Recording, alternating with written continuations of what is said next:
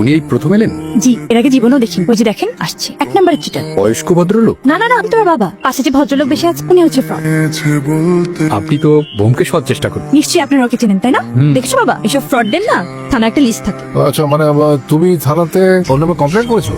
জি কাকু। ও মাই গড। এই চাকরি জীবনে কিন্তু অনেক ঘটনাই দেখেছি। আপনি যাকে চিটার বলেছেন তাকে আমি ছোটবেলা থেকেই চিনি। ও হচ্ছে অসম্ভব ভালো একজন ছাত্র। স্কলারশিপ নিয়ে ইন্ডিয়াতে পড়াশোনা করেছে। বিসিএস এ ভাইবার জন্য অপেক্ষা করছে, আর রিটেনটা আমার বাসা থেকেই দিয়েছে। আমি খুব দুঃখিত যে তোমাকে এখানে আসতে হলো। বসো। বাবা, পোস্টারটা একটু বেশি হয়ে যাচ্ছে না?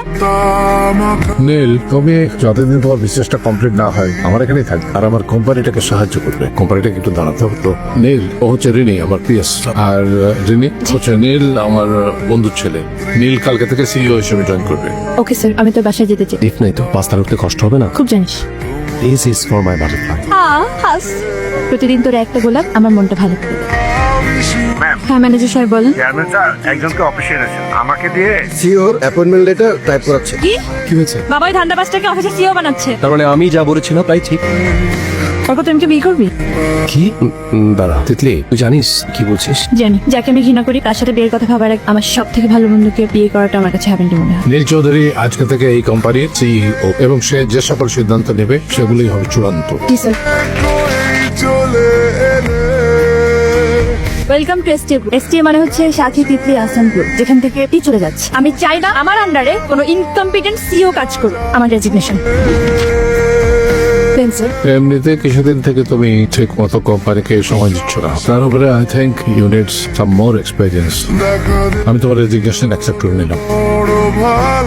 নীল আজকে থেকে আমাদের ভারপ্রাপ্ত এমডি। আর তিতলি, তুমি আজ থেকে নীলের কাছ থেকে কাজ শিখো। তোমার কি মনে হয় এরকম একটা অযোগ্য লোক আমাকে কাজ শেখাবে আর আমি কাজ শিখবো? আজকে এই মুহূর্তে আমার মনে হয় না যে আমি কোনো ভুল সিদ্ধান্ত নিয়েছি। ভেরি গুড বাবা। আমার মনে হয় এরকম আরো রেজিগনেশন লেটার তোমার অনেকগুলো সাইন করতে হবে, মানে 50% তো মিনিমাম। এরকম একটা লোকের আন্ডারে কেউ কাজ করবে। কারণ অলরেডি আমার কোম্পানি থেকে 50% লোককে ছাড়াই করা দরকার, তাহলে এই কোম্পানিটা ঠিক মতো এগিয়ে যেতে পারবে। নীল, তুমি ইমিডিয়েটলি এই অযোগ্য লোকদের লিস্ট তৈরি করো এবং সেইভাবে তুমি অ্যাকশন নাও।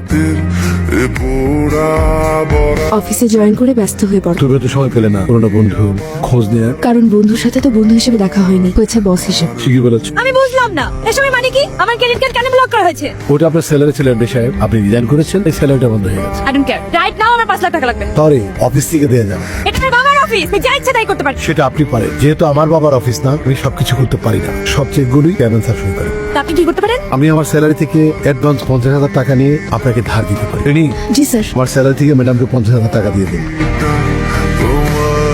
আমার বাবা একটা ধান্দাবাজকে অফিসে বসিয়েছে, ভাবতে পারো? আমাকে সে 50,000 টাকা ধার দেয়, আবার রিসিট কেটে। আচ্ছা তুই যে বললি আমি রিজাইন করলে বাবা টনক নড়বে, হলো তো উল্টোটা? তুই বললি আমি কি করবো তাই আমি বললাম। তুই যেন উল্টাপাল্টা কিছু না করিস সেই জন্যই বলেছি, তাতে কিন্তু তোর বিপদ হতে পারতো।